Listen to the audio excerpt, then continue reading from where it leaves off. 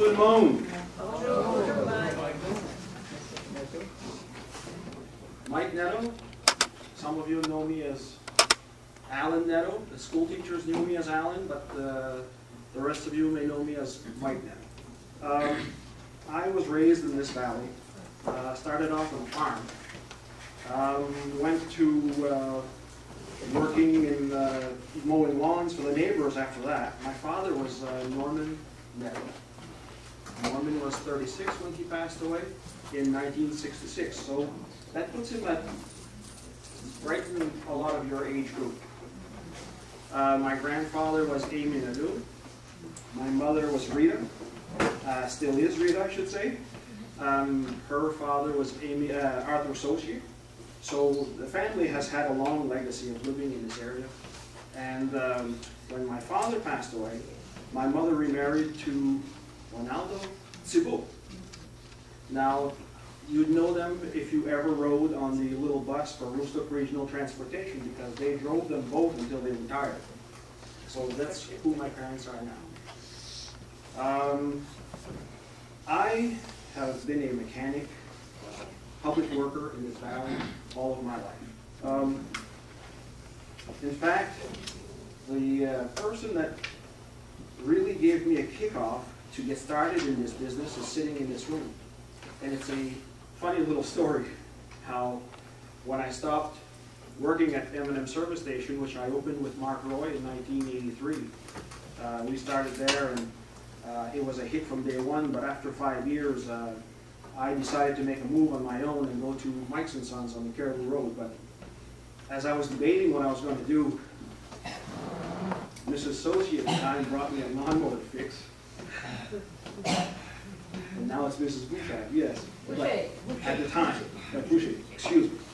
And she asked me to fix that for her because I was just looking what I was doing and figuring out where I was going to go. So I fixed her lawnmower, and she went to thank me, and I didn't want to get paid because of something she had done for me way in the past and something I'd never forgotten. So the next day, her neighbor brought me the lawnmower. And it was Lena. So I tuned up Lena's lawnmower and gave it back to her, and I said, can I charge her more than I charge Esther? No. So within a week, there were 17 lawnmowers in my yard. And that's how the store started. And it kept growing, and now we're 24 years later, and we have 8 employees, and we're looking for another expansion now.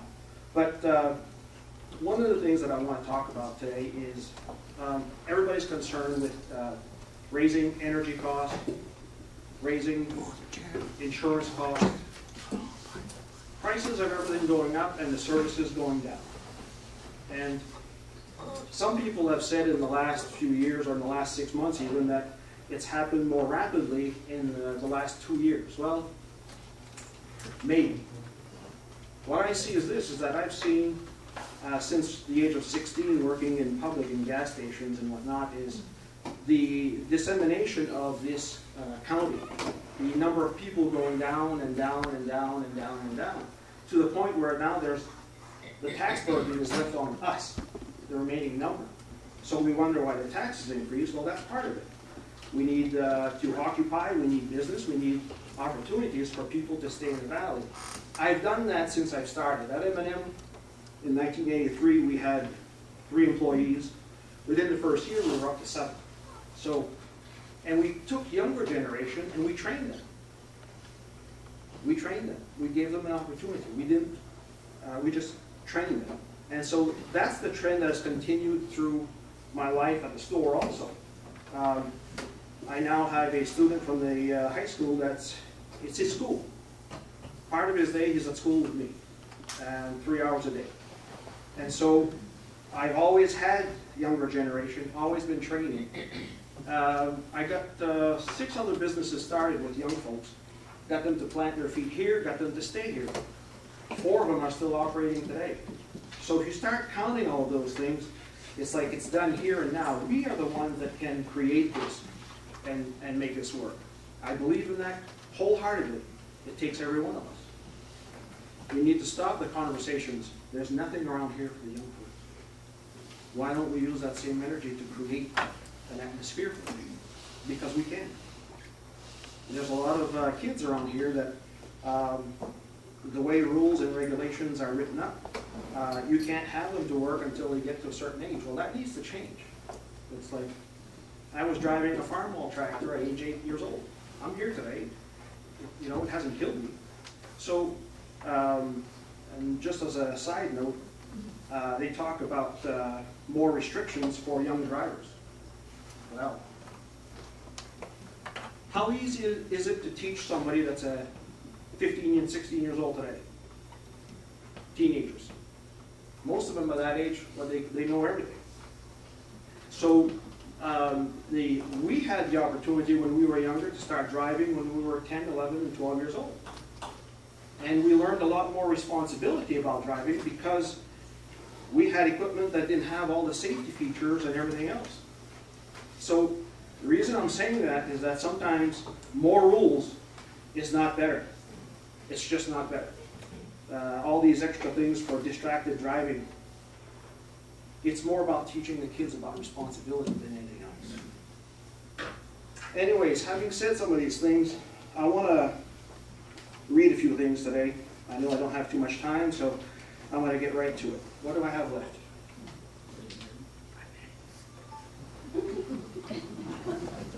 Oh, it starts over? Okay. American Cancer Society has said that people are going to be denied coverage for cancer survivors due to pre-existing conditions. Well, the fact is LD 1333 explicitly forbids insurance carriers from denying coverage and force cancer survivors to pay higher rates for health insurance. LD 1333 says insurance companies cannot charge different premiums based on health, and that's a current law in the state of Maine anyways. Requires cancer patients living in rural areas to drive to Bangor for treatment. Fact, LD 1333 does not put any geographic mandates on people. It removes restrictions and gets you to more affordable health care because of reduced premiums and easier to get people to go where they need to go when they live in rural areas. Excuse me. More uninsured cancer survivors. LD 1333 says more access to 130,000 Mainers currently without coverage, offering lower price health insurance plans, especially to the vulnerable. They said less access to cancer treatment again. Wider access to cancer treatment both through removal of geographic monopolies and through lower health insurance premiums. Those are just some of them. But one of the health programs that's coming down the pike is the Obamacare. And here it states specifically on page 272, at age 76, when you need it most, you are not eligible for cancer treatment. Number 2, on page 50, section 152, the bill will provide insurance to all non-U.S. residents, even if they are here illegally.